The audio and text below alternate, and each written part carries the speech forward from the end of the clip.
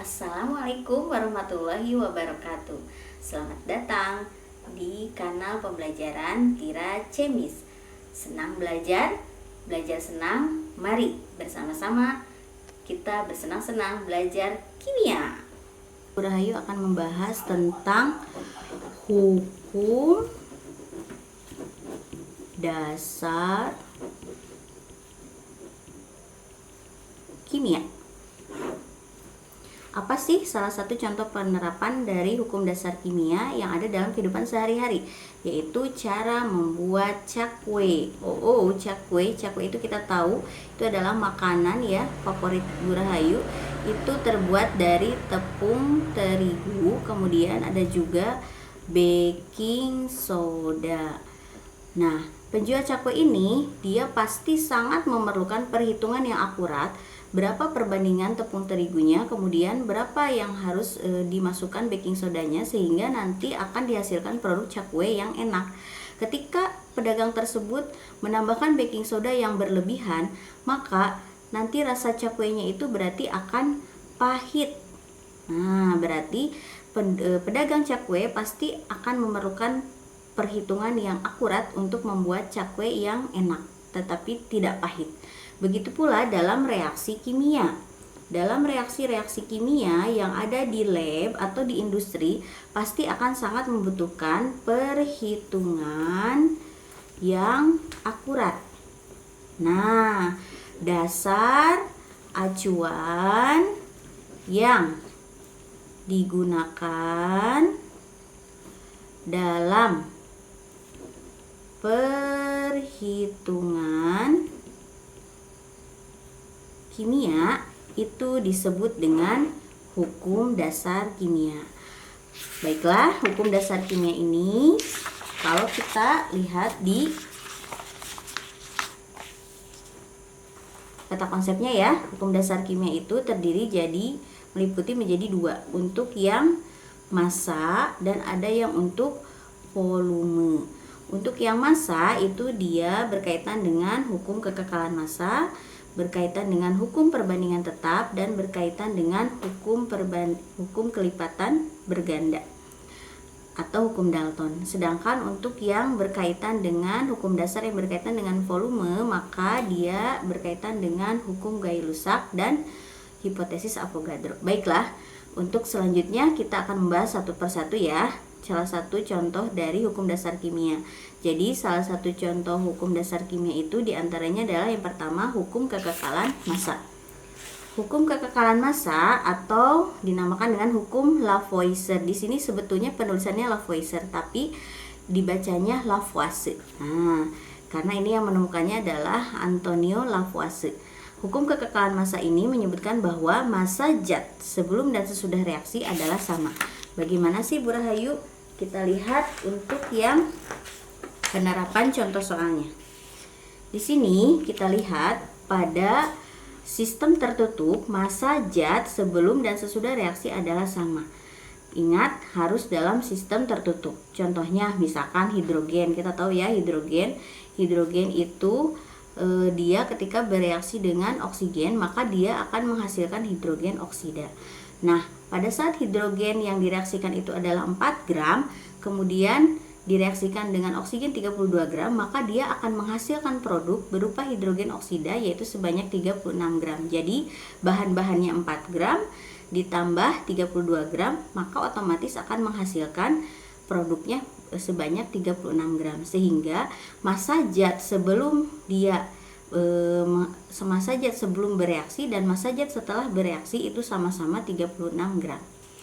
Oke, baiklah, untuk yang selanjutnya kita lihat yang hukum perbandingan tetap atau hukum Proust. Untuk hukum perbandingan tetap disebutkan bahwa perbandingan massa unsur-unsur dalam suatu senyawa adalah tertentu dan tetap. Senyawa yang sama meskipun berasal dari daerah dan cara pembuatan yang berbeda memiliki komposisi yang sama dan tetap. Bagaimana sih maksudnya Bu Rahayu? Nah, kita lihat salah satu contoh penerapannya. Kita tahu ya, tadi bunyi dari hukum perbandingan tetap atau hukum Proust itu adalah perbandingan massa unsur-unsur dalam suatu senyawa adalah tetap dan tertentu. Ini Ibu berikan sebuah tabel data percobaan, di mana di sini ada H2 atau hidrogen ya, massanya. Kemudian ada juga massa oksigen, kemudian ini adalah massa H2O yaitu berupa produknya, dan ini adalah kolom yang keempat massa zat sisa. Bagaimana sih maksudnya tabel percobaan ini? Jadi akan Ibu jelaskan bahwa di sini itu terdapat dua bahan. Bahan yang pertama adalah H2, bahan yang kedua adalah O2 atau oksigen. Jadi bahan pertama adalah hidrogen, bahan kedua adalah oksigen. Kalau kita reaksikan, maka H2 dengan O2 ini akan menghasilkan H2O. Jadi H2O ini berupa produk. Nah, pada saat percobaan pertama, ketika hidrogennya 1 gram dan direaksikan dengan oksigennya 8 gram, maka akan dihasilkan H2O atau berupa produknya 9 gram. Sudah otomatis ini berarti memenuhi hukum kekekalan massa ya, yang tadi sebelumnya sudah Ibu Rahayu bahas, bahwa massa sebelum reaksi dan massa setelah reaksi itu akan sama. Nah, kemudian pada percobaan yang kedua, kita lihat di sini ternyata hidrogennya dirubah massanya. Yang tadi asalnya pada saat percobaan pertama itu 1 gram, pada saat percobaan kedua itu 2 gram. Kemudian massa oksigennya tetap ya 8 gram. Nah, di sini dihasilkannya itu massa H2O-nya 9 gram. Nah, kira-kira menurut kalian ada yang aneh tidak ya di sini? Ketika sebelum bereaksinya 2 gram dengan 8 gram, tetapi di produknya 9 gram. Kalau misalkan kita menganalisis berdasarkan hukum kekekalan massa, mungkin kalian akan berpikir bahwa ini itu seharusnya bukan angka 9 tetapi angka 10. Begitu bukan pemikiran kalian? Nah, kalian jangan terjebak. Di sini kita lihat setiap 1 gram H2 pada percobaan pertama ya, kita lihat, ayo perhatikan baik-baik, jangan melamun. 1 gram H2 pada percobaan pertama itu akan tepat bereaksi dengan 8 gram O2 dan dia akan menghasilkan 9 gram air. Sehingga ketika kita mempunyai bahan H2-nya sebanyak 2 gram, tetapi bahan untuk oksigennya itu 8 gram, maka oksigen 8 gram ini hanya akan tepat bereaksi dengan hidrogennya hanya sebanyak 1 gram saja. Maka yang digunakan bereaksi untuk menghasilkan H2O itu hanya 1 gram pada H2 dan 8 gram untuk O2, maka sudah otomatis dia akan menghasilkan 9 gram. Dan ada bahan yang tersisa, yaitu tadi H2. Jadi meskipun kita punya bahan 2 gram hidrogen, tetapi ketika kita mereaksikan dengan oksigen hanya sebanyak 8 gram, maka yang terpakai untuk bereaksi itu hanya 1 gram saja. Hanya 1 gram saja yang dia itu bisa bereaksi dengan 8 gram oksigen, maka 1 gram lagi itu menjadi sisa. Nah, di sini ya, sisa. Jadi yang menjadi sisa siapa? H2 sebanyak 1 gram. Begitu ya, bisa dipahami ya. Kemudian pada percobaan yang ketiga, kita lihat di sini hidrogennya adalah 1 gram. Kemudian O2-nya ternyata 9 gram pada bahan-bahannya ya. Nah, berarti di sini kita harus paham tadi konsepnya, setiap 1 gram H2 itu dia akan tepat bereaksi dengan O2 sebanyak 8 gram. Sehingga ini 1 itu dia akan tepat bereaksi dengan hanya 8 gram saja. Sehingga ketika dia punya 9 gram bahannya tapi yang digunakan hanya 8 gram, maka sudah otomatis O2 ini akan bersisa. Sehingga di sini dia sisanya adalah 1 gram O2. Dan tetap ya, berarti yang dihasilkan H2O-nya adalah 1 tambah 8 adalah 9. Kemudian untuk yang percobaan yang keempat, yaitu H2-nya sebanyak 2 gram. Kemudian O2-nya sebanyak 16 gram. Nah, berarti berapa massa H2O yang dihasilkan? Terus kemudian ini ternyata di H2O yang dihasilkan itu adalah 18 gram. Oh, ternyata ini kebetulan memenuhi hukum kekekalan massa juga ya, bahwa massa sebelum bereaksi dan massa sesudah bereaksi sama-sama jumlahnya 18. Nah, di sini kemudian kenapa tidak ada zat sisa? Nah, kita tahu tadi konsepnya perbandingan tetapnya yaitu adalah ketika H2-nya 1 kemudian berbanding dengan O2-nya 8 itu maka dia akan menghasilkan H2O. Maka perbandingan tetapnya adalah 1:8. Sehingga ketika kita melihat di sini ada perbandingan 2 berbanding dengan 16, kalau kita sederhanakan ini adalah menjadi perbandingannya 1:8 juga, bukan? Nah, berarti semuanya tepat bereaksi. Jadi di sini 2 gram, kalau dia 1 gram maka dia tepat bereaksi dengan 8 gram. Kalau H2-nya 2 gram maka dia akan tepat bereaksi dengan 16 gram. Coba Bu Rahayu tanya, kalau misalkan ini 3 gram H2-nya maka dia akan tepat bereaksi dengan berapa gram? Berarti 3 kali lipatnya dari 8. Maka kalau di sini 3 gram maka di sini akan tepat bereaksi dengan 24 gram. Begitu ya. Nah, berarti di sini tidak akan ada sisa. Begitu untuk penjelasan yang hukum perbandingan tetap. Baik, kita berlanjut ke selanjutnya, yaitu hukum kelipatan berganda atau hukum John Dalton atau hukum Dalton, yang menyatakan bahwa jika massa salah satu unsur dalam kedua senyawa tersebut adalah massa atau dibuat tetap, perbandingan massa unsur yang satu lagi dalam kedua senyawa itu merupakan bilangan bulat dan sederhana. Waduh, bagaimana ini ya contohnya? Nah, ini akan lebih sederhana memahaminya ketika kita melihat contoh soal yang seperti ini. Kita lihat di sini, ini tadi pernyataannya sudah Ibu sebutkan ya, tentang pernyataan dari hukum perbandingan berganda atau hukum Dalton. Di sini ada salah satu contoh beberapa senyawa. Senyawa di sini ada Na2, di sini ada N2O, ada NO, ada N2O3 dan ada N2O4. Di sini ini adalah senyawa yang terdiri dari 2 unsur ya, yaitu unsur nitrogen dengan unsur oksigen. Nah, di sini massa nitrogen kemudian massa oksigen terdapat data seperti berikut ini ya. Nah, kemudian kita lihat di sini perbandingannya. Maksudnya ini bagaimana? Perbandingan 7:4 itu dari sini 28 massa nitrogen kalau kita bandingkan dengan massa oksigen yang 16 gram, maka kalau disederhanakan ini perbandingannya menjadi 7:4, bukan? Kalau dua-duanya dibagi dengan 4 ya.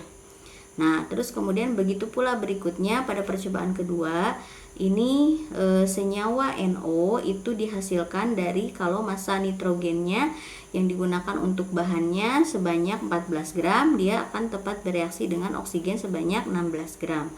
Nah, di sini kalau disederhanakan perbandingannya sama ya. Kalau ini berarti dibagi 2 dua-duanya, maka dia perbandingannya menjadi 7:8. Begitu seterusnya sampai senyawa yang N2O4, kalau kita sederhanakan menjadi perbandingannya 7:16. Nah, pada perbandingan ini kalau kita lihat, kalau kita cermati dengan seksama, maka ketika ini perbandingannya sama-sama 7 gram ya, jika massa N-nya itu dibuat tetap, maka perbandingan massa oksigennya itu dia menjadi sebuah perbandingan yang merupakan bilangan bulat dan sederhana atau merupakan kelipatannya. Kita lihat di sini ketika ini sama-sama 7, maka pada saat di perbandingan massa oksigen itu berarti kan 4:8:12:16 ya. Nah, kalau kita sederhanakan itu menjadi perbandingannya 1:2:3:4. Kalau kita semuanya ini membagi sederhanakan dibagi 4, maka ini akan menjadi kelipatan ya, 1, kemudian kelipatannya, dan ini merupakan perbandingan bilangan bulat, jadi tidak ada perbandingan yang dalam bentuk desimal. Jadi seperti ini contohnya.